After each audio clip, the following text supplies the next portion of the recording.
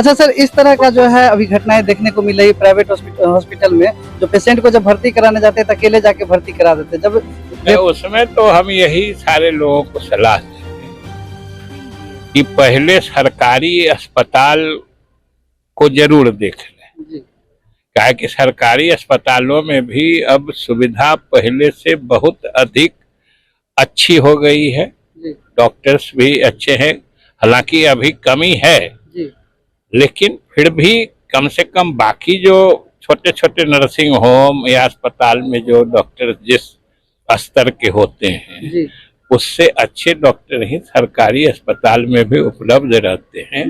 कोशिश करनी चाहिए जो पहले सरकारी अस्पताल में देख लें, अगर उससे संतुष्ट नहीं हो ना तभी, क्योंकि किसी प्राइवेट अस्पताल में डॉक्टर्स सरकारी अस्पताल से अच्छे नहीं होते हैं।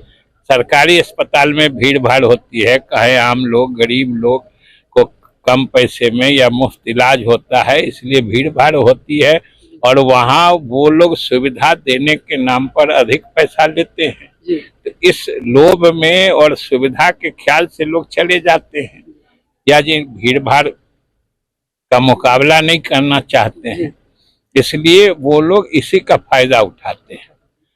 हालांकि कुछ चिकित्सक ऐसे कभी कभी हैं जो प्राइवेट नर्सिंग होम भी एक डॉक्टर के नाम पे चलता है, किसी खास बीमारी के वो खास विशेषज्ञ होते हैं, उस हालत में दूसरी स्थिति होती है। लेकिन वैसे किसी आम बीमारी या रुग्णता के वजह से पहले निश्चित रूप से सरकारी अस्पतालों में जाना चाहिए और मेरे ख्याल से 80-90% लोगों का इलाज सरकारी व्यवस्था में हो ही जाए। अच्छा, उस दिन जब कहा गया था कि जब सब कुछ हो गया हॉस्पिटल में तो फिर क्या?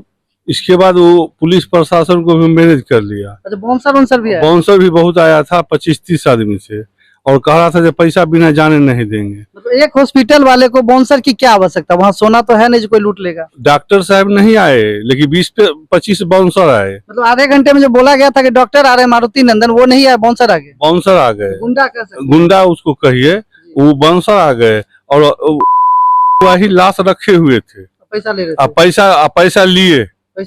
पैसा लिए। इसके बाद कितना देर मतलब आपको लगा? इसके बाद हमको 11 बजे रात में लाश दिए। मतलब 3 बजे तक जो समझौता कहा गया था, जो हो गया हम अब रेफर कर रहे हैं, वो 11 बजे रात में? 11 बजे रात में पैसा लेके दिए। बीच में क्या क्या हुआ? बीच में बहुत कुछ किए, बहुत धमकी दे रहे थे, जो हम केस कर देंगे, ना कर देंगे, वो कर देंगे। कह रहे थे कि बिना पैसा दिए हम आपको नहीं देंगे।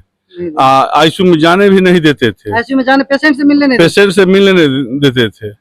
मतलब कहा जाए जो एक बड़े हॉस्पिटल में भर्ती कराना आसान है, आप एक आदमी लेके भर्ती करा सकते हैं, लेकिन अगर रेफर कराने की बात आए तो अगर आपके पास 20 से 25 व्यक्ति हैं तब तो रेफर करा सकते हैं, नहीं तो डॉक्टर साहब के गुंडे आपको वहीं पे पीट देंगे। पीटने के फिर इससे पूर्व भी एक डॉक्टर साहब गोली चला के एक पेशेंट को मार दिए थे वहीं पे, उसी बगल में। अच्छा, वो दूसरे डॉक्टर साहब थे। अच्छा, ये भी वही धमकी दे रहे थे।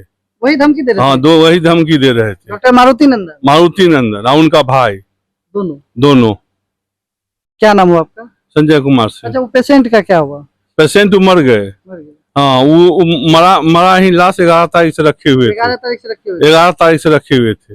आपको मिलने नहीं दिया जाता था। झूठे के कहता था कि ये पेशेंट गड़बड़ा रहे हैं, ठीक हो रहे हैं। हर शाम में 20,000 का दवाई चढ़ाते थे और नगद पैसा लेते थे। नगद पैसा? बताइए, एक पेशेंट जो नहीं रहे उनके नाम पे 20-20 हजार रुपया का दवाई चलाते थे। हाँ, 20,000 रुपया का दवाई चलाते थे।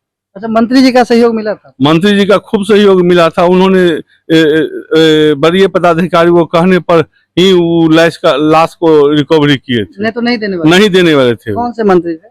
विजय कुमार चौधरी, जल संसाधन मंत्री। उन्हीं के फोन से वो सब उन्हीं के से ही लाश मिला। हाँ, लाश मिला, वो रेफर नहीं किया। क्या नाम है आपका? संजय कुमार सिंह। आप ही के पापा थे? मेरे ही पापा थे। अच्छा, आप ही उनको भर्ती कराए थे? हम ही भर्ती कराए थे। कितना तारीख को? 3 मई को करवाए थे उनको भर्ती। कौन हॉस्पिटल में? यहाँ मारुति नंदन है, न्यूरो सर्जन है, वो बेगूसराय में, लाखों के पास। अच्छा, भर्ती कराने के लिए गए थे, कितने लोग गए थे? हम लोग 2 मम्मी थी, मैं था और एक रिश्तेदार थे। मतलब 3 लोग मिलकर भर्ती? हाँ, 3 लोग करा दिए थे। आज जब रेफर कराने के लिए गए थे, जब रेफर करने की बात है तो उस समय कितना लोग गए थे? उस टाइम तो मैं नहीं था, लेकिन सब लोग गए थे, गांव से भी थे, चाचा थे। ज्यादा लोग गए थे तब जाके बहुत ज्यादा। और वो जब बॉडी मर चुकी थी उसके बाद भी वो लोग 20,000 का दवा दिए। अब वो दवा भी जब पेशेंट मर चुका था तो उसको 20,000 दवा दे के कहाँ पे रखे वो। तो पेशेंट जब है ही नहीं तो 20,000 का दवा कहाँ चढ़ा वो? डॉक्टर साहब बोल रहे थे कि आप मरे हुए पेशेंट को लाए। तो जब हम मरे पेशेंट को लाए तो 42 दिन तक, वो जब मरे थे तो 42 दिन तक का इलाज नहीं होना चाहिए था।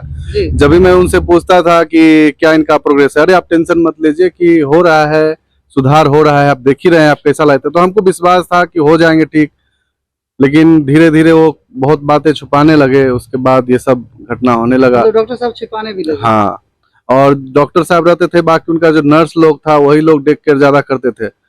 बीच में कभी कभी डॉक्टर कहीं सर्जरी के लिए जाते थे तो वही लोग था, बीच में क्या हो रहा है कुछ पता नहीं चल रहा है। कुछ नहीं पता चला है। जैसे कि हम बताया भी थे कि जो इनका जो कहना था कि जो पेशेंट थे आईसीयू में, बहुत सारे पेशेंट थे लेकिन डॉक्टर साहब नहीं थे। कितना डॉक्टर साहब नहीं थे, वो कहे थे गए हैं देवघर जल चढ़ाने के जल लिए। चढ़ाने के लिए। हाँ। यहाँ पे 12 घंटा 18 घंटा पेशेंट वैसे ही था। हाँ वैसे ही था। बहुत सारे पेशेंट। हाँ बहुत सारे पेशेंट की, बहुत आईसीयू में बहुत आदमी, 7-8 गो तो पेशेंट था पहले से।